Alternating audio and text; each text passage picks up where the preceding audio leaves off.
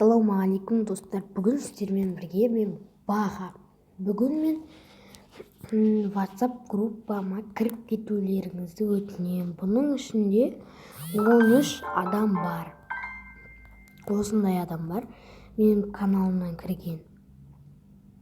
Достар, бұл жерде біз сөйлесеміз, әр нәрсе айтамыз, қызық болады, короче.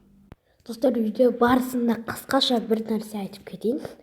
Мимикизет деген бұл балаға тіркелді. Мынандай колокольчикті басып, сосын любой бір былай видеосына кіріңдер да. Қазір үстіңдерді